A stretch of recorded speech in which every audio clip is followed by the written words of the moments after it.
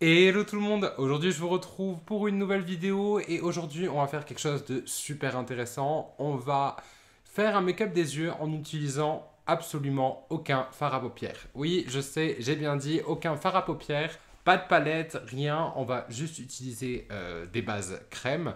Et je vais vous présenter dans cette vidéo du coup les bases P. Louise qui sèchent, qui font office de fard à paupières. Donc on va voir tout ça aujourd'hui, je vais vous faire un make-up avec. J'avais déjà testé les bases auparavant, mais c'est vrai que je voulais vraiment faire un full look vraiment avec vous. Donc c'est ce qu'on va faire aujourd'hui. Et aussi, si vous voyez que j'ai changé de vêtements, c'est normal, c'est parce que je viens juste de finir de monter cette vidéo et je n'avais pas fait d'introduction.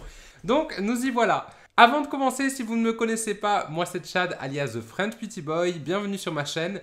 N'hésitez pas à vous abonner, à laisser un petit commentaire, à faire sonner la cloche, très important parce que je sais que beaucoup d'entre vous ne voient pas mes vidéos. Et sur ce, je vous laisse avec la vidéo.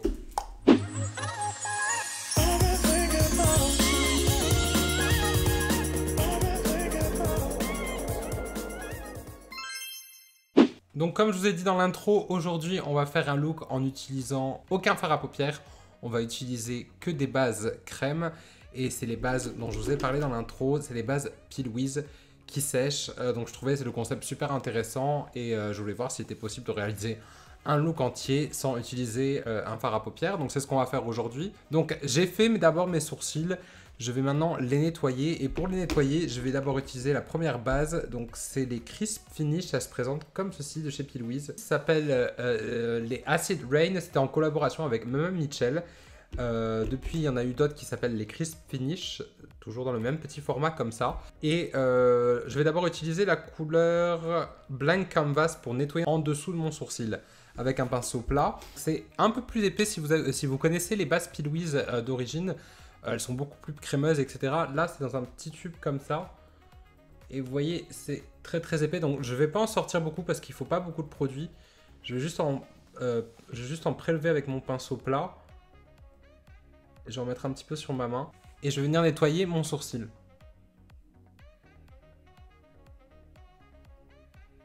Je vais tapoter histoire de bien fondre parce que étant donné que ça sèche, il faut absolument estomper avant que ça sèche et qu'on n'ait plus le temps et que ça fasse des traces. Je vais faire pareil de l'autre côté.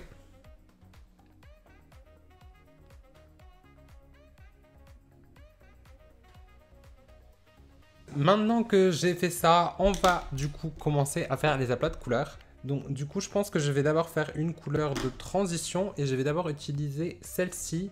Donc ça, c'est la Crisp Finish et la couleur, c'est Smoking Hot. Donc pareil, même packaging. C'est la même formule un peu épaisse comme ça qui va sécher. En fait, tout l'intérêt de ces bases, c'est que étant donné qu'elles sèchent complètement et qu'elles ne bougent plus et qu'elles sont waterproof, il n'y a pas besoin de mettre de fard par-dessus. Donc je trouve que c'est ça l'intérêt et c'est super sympa et c'est une façon différente de voir le travail des yeux. On a l'habitude d'utiliser des bases crémeuses, des bases pour accrocher les fards qui vont venir par-dessus, mais là vraiment ça remplace tout le système vu que ça sèche et que ça permet un estompage. Du moins c'est ce qu'on va essayer aujourd'hui. Du coup je vais prendre un petit peu pareil comme tout à l'heure. Je vais en prendre un petit peu sur mon pinceau parce que je sais que c'est extrêmement pigmenté et je veux pas du tout en mettre trop. Et je vais venir appliquer. Alors, je vais pas vraiment aller à la limite de mon ras de cils. Je vais appliquer un peu l'intensité ici. Vous voyez, c'est très très pigmenté. J'en ai mis très peu. Je vais juste faire ça et je vais immédiatement dégrader.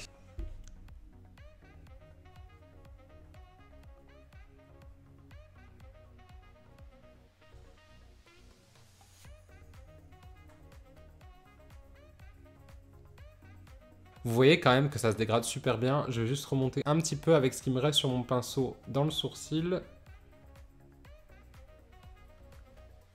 Pour le moment, j'ai pas plus de difficultés qu'un fard normal. Voilà, le seul truc que je pense qui est différent, c'est vraiment contrôler le produit pour pas se retrouver avec des yeux trop chargés immédiatement et plus pouvoir estomper. Maintenant que j'ai fait ça, je pense que je vais essayer de voir si on peut superposer les couleurs, qu'est-ce que ça rend, etc. Pour l'instant, je le sens pas trop sur les yeux, peut-être un peu plus qu'un fard classique. Voilà, je pense que je vais prendre celle-ci. Donc ça, c'est la collaboration avec Mme Mitchell. C'est Glow Girl, donc c'est un espèce de pourpre.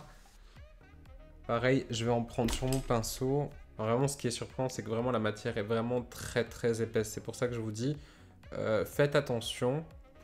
Mettez un peu sur le dos de la main comme ça pour vraiment contrôler le produit que vous mettez. Je vais venir placer maintenant un peu plus bas dans le creux. Là, je vais faire vraiment un œil par un œil. D'abord, avant d'estomper, je vais prendre maintenant l'autre pinceau avec rien dessus et je vais essayer de dégrader les deux couleurs ensemble.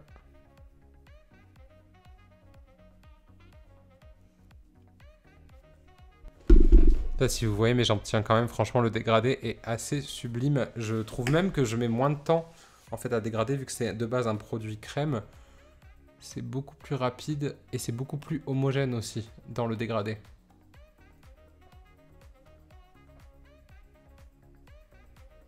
Alors, je suis curieux de voir si je peux utiliser une base plus claire encore pour estomper les bords. Donc du coup, là, je vais essayer de prendre une qui est beaucoup plus pastel, qui s'appelle Tangities,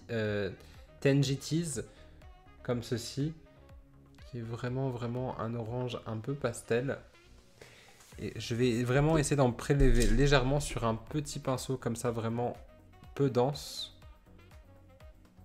Juste pour voir si j'arrive à estomper encore plus les bords.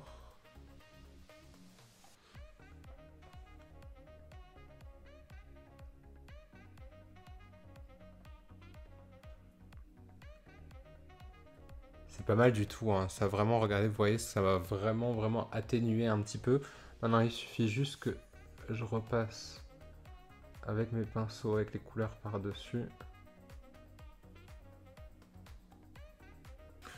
La sensation, c'est vraiment un peu sec, vous voyez, quand vous passez le pinceau. Et c'est vrai que je sens un peu plus la matière que si c'était une base avec des fards traditionnels. Cela dit, c'est pas non plus catastrophique, c'est pas non plus gênant. Par contre, c'est vrai que je trouve l'effet assez super dans le sens où il n'y a pas vraiment de trou d'estompage comme on peut avoir des fois avec les fards. Je trouve que ça s'estompe beaucoup plus rapidement.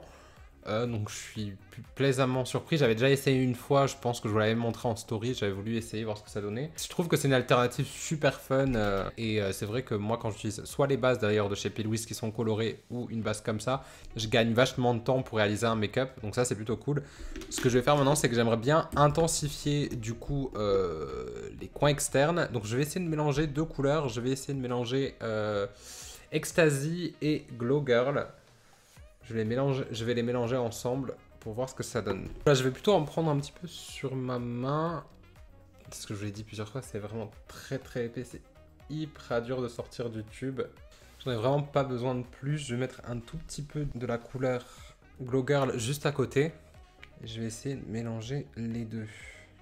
Obtenir un petit peu couleur un petit peu plus rouge. Et du coup, je vais venir tapoter vraiment à mes coins externes. Je vais essayer de pas dépasser le creux pour l'instant. Maintenant, je vais essayer d'estomper. Pour éviter de trop la bouger, c'est plutôt de tapoter plutôt que d'étirer trop la matière.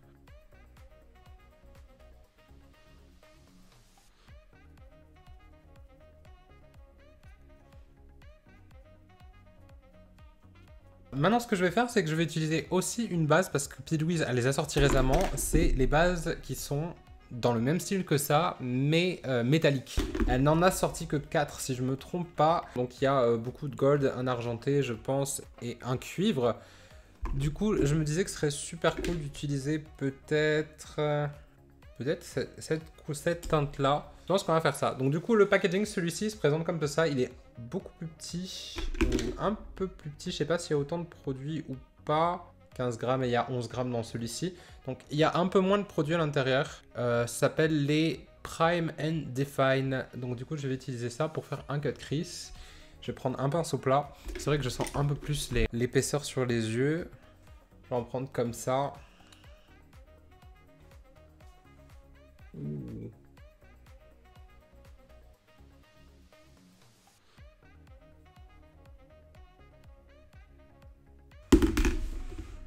Je voudrais mettre aussi un petit peu, je trouve ça super beau.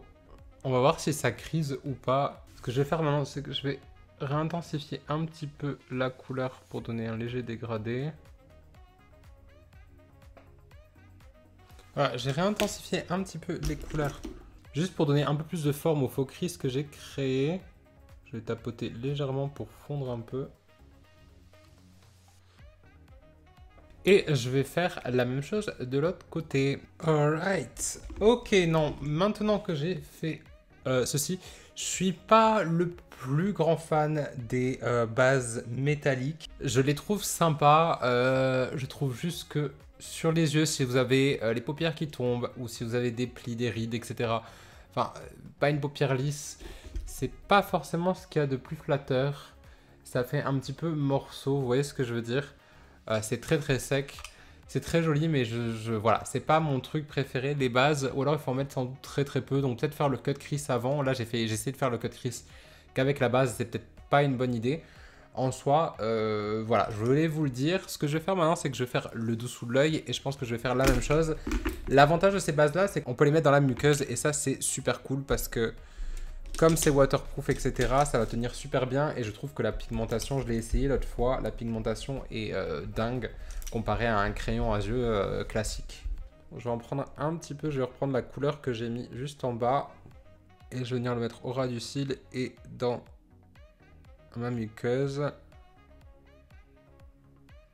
Et je vais venir estomper.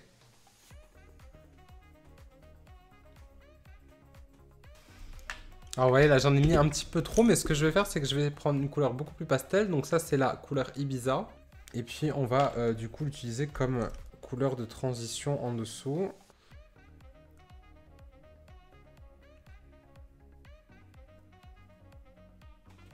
Je vais maintenant juste poser un petit peu vraiment au plus proche des cils. Et voilà ce que ça donne. Je viens de me rendre compte que j'ai fini, que j'ai oublié de mettre mes lentilles. Du coup, je vais faire la même chose de l'autre côté. Je vais mettre une paire de faux cils. Je vais faire mon teint, etc. Voilà ce que ça donne. Je pense que je vais m'arrêter là au niveau des couleurs. Moi, personnellement, je trouve ça génial. Je trouve ça un concept super. Des fois, j'ai pas forcément envie de sortir une palette.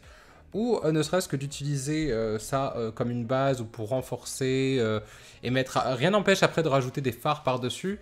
Seulement, je trouve que c'est une super alternative, c'est super pigmenté. Ne serait-ce que pour mettre dans la muqueuse, vous voyez, il n'y a vraiment pas photo. La couleur est sublime et je pense que ça ne va pas bouger. C'est ce qu'on va voir d'ailleurs. Je vais revenir avec tout le make-up de fait. On verra si les choses ont bougé un petit peu ou pas. Vu que j'ai les paupières extrêmement tombantes, on le saura très vite. Donc, je vous retrouve juste après.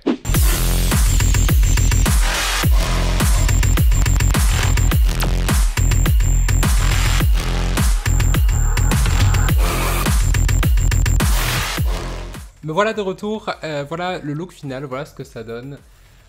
Écoutez, j'ai envie de vous dire, je sais pas si vous verrez, mais ça n'a pas bougé du tout. Les bases P. Louise n'ont pas bougé du tout, n'ont pas crissé. Vous voyez d'habitude, en général, le fard à paupières, moi j'ai toujours tendance à ce qu'il crisse ici. Là, c'est intact. J'ai mis aussi une paire de lentilles, c'est les TTDI que voici, ça s'appelle les Queen Blue. Je les aime beaucoup, d'ailleurs j'ai un code si ça vous intéresse avec TTDI, c'est French Beauty Boy pour 10% sur le site. Donc voilà, que vous dire de plus si ce n'est que franchement ça n'a pas crissé, j'ai fait un liner etc, j'ai pu rajouter des produits par dessus sans problème. Même le fard au milieu au final j'avais des doutes, je pensais qu'il allait crisser un peu et pas du tout. Donc je suis plutôt agréablement surpris, même si j'avais déjà testé rapidement sur Instagram, j'avais jamais fait encore vraiment un look sérieux avec. Voilà, c'était fun, c'était super sympa, c'est une bonne alternative si vous voulez essayer quelque chose d'original. Est-ce que ça remplacera mes fards à paupières maintenant? Non, bien sûr, ça les remplacera pas, j'utiliserai toujours des palettes. Mais de temps à autre, ne serait-ce que pour faire le ras de cils, je sais pas si vous voyez le ras de cils, comment il est intense. En général, avec les fards à paupières, il faut mettre une base, appuyer par-dessus. Quand vous faites votre teint, après ça disparaît, il faut revenir appliquer. Là, pour le coup, le ras de cils est bien intense. La base dans la muqueuse n'a pas bougé du tout. Donc vraiment, je vous recommande, si vous adorez ce genre de choses, ça s'appelle donc du coup les Acid Rain, la collaboration avec Mitchell, et les Crisp, je crois que ça s'appelle les Crisp. Et les Crisp Finish, voilà, comme ça, de chez P. Louise. Franchement, je vous dis, foncez. Moi, je les ai toutes achetées, personnellement, que ce soit des bases, vraiment juste bases de chez Pilouis, je les adore aussi en couleur, je trouve que c'est génial. Comme celle-ci qui ne bouge pas. Voilà, c'est tout. C'est tout. En highlighter, j'ai utilisé une petite beauté qui vient tout droit de chez Carla Cosmetics. Alors là, seulement la couleur vert ressort, mais selon la lumière, il change de couleur, il devient multicolore. Je sais pas si on verra... Non, là on voit que le vert, mais j'adore énormément aussi.